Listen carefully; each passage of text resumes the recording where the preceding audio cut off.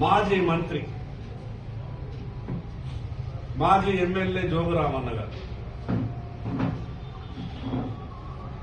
ఊహించినటువంటి అభివృద్ధి ఆదిలాబాద్కు వస్తున్నదని, అసలు ఎయిర్పోర్ట్ అనేది ఆదిలాబాద్కు రాదు అని ఒక కళ అని,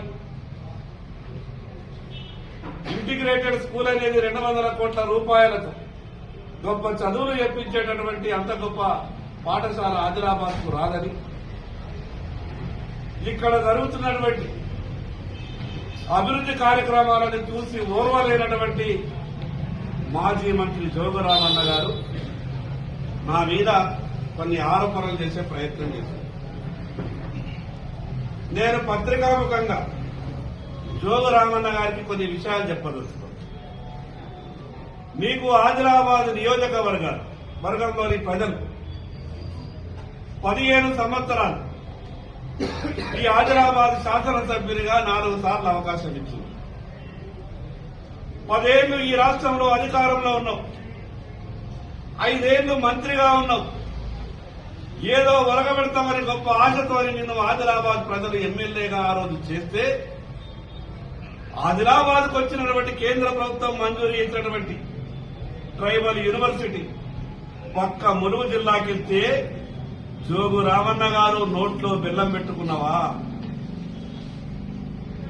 పత్తి ఎక్కువ పండించేటటువంటి ఈ ఆదిలాబాద్ పత్తితో అనుసంధానమైనటువంటి పరిశ్రమలు రావాలని గొప్ప మెగా టెక్స్టైల్ పార్క్ ఈరోజు కేంద్ర ప్రభుత్వం మంజూరు చేస్తే, పక్క జిల్లా వరంగల్కు పోయింది. నువ్వు మంత్రిగా ఉన్నప్పుడు, మీ పార్టీ అధికారంలో ఉన్నప్పుడు కనీసం నీకు ఇంకింత జ్ఞానం కూడా లేకుండే నా జిల్లాకు కావాలా, నా ఆదిలాబాద్కు కావాలని ఏ రోజైనా నువ్వు ఆనాటి ముఖ్యమంత్రి కేసీఆర్ దగ్గరికి వెళ్లి కనీసం మాట మాట్లాడే ధైర్యం చేసినవా?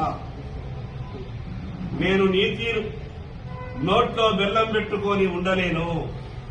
నాకు ఆదిలాబాద్ ప్రజలిచ్చినటువంటి అవకాశం, నా ఆదిలాబాద్ బాగుపడాలని, నా ఆదిలాబాద్ ప్రజలకు ఇచ్చినటువంటి ప్రతి హామీని నిలబెట్టాలని నేను పడుతున్నటువంటి తపన నా ఆదిలాబాద్ ప్రజలంతా కూడా 2 కళ్లతో చూస్తున్నారు. ఇంకొక విషయం, నాకు చాలా సందర్భాల్లో వ్యక్తిగతంగా మాట్లాడద్దని, కానీ ఎదుటి వాళ్ళు ఏ ఆట ఆడితే రాజకీయాలలో ఆ ఆటతో తిరుగు జవాబు చెప్పక తప్పదు. ఆదిలాబాద్ ఎమ్మెల్యే బ్రోకర్ అయిందా, జోకర్ అయిందా, అక్రమ సంబంధాలు పెట్టుకున్నాడా అన్నారు. జోగురామన్న గారు అక్రమ సంబంధాలతో, బ్రోకరిజంతో నువ్వు పడ్డటువంటి బాధలన్నీ నీకు గుర్తు చేయాలనా?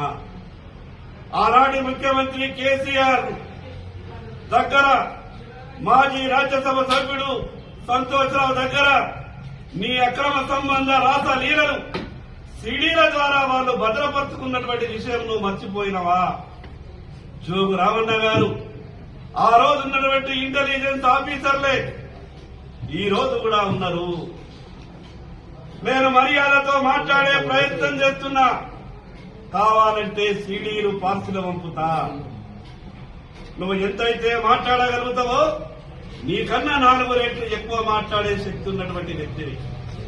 కానీ వ్యక్తిగత జీవితాలను రాజకీయంతో ముడిపెట్టొద్దన్నటువంటి ఆలోచనతోనే నేను హుందాగా మాట్లాడే ప్రయత్నం చేస్తా.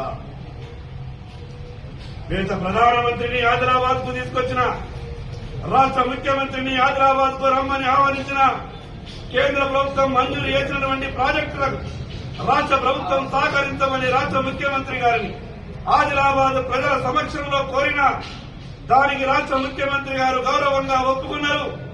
స్థానిక శాసనసభ్యునిగా ఒక రాష్ట్ర ముఖ్యమంత్రి నా నియోజకవర్గ ప్రజలకు చెందినటువంటి అనేక అభివృద్ధి కార్యక్రమాలు నా ప్రజల బాగు కొరకు ఒక ముఖ్యమంత్రి హోదాలో వచ్చినప్పుడు గౌరవించి ఆహ్వానించడం ఇది యొక్క తెలంగాణ యొక్క సంస్కృతి.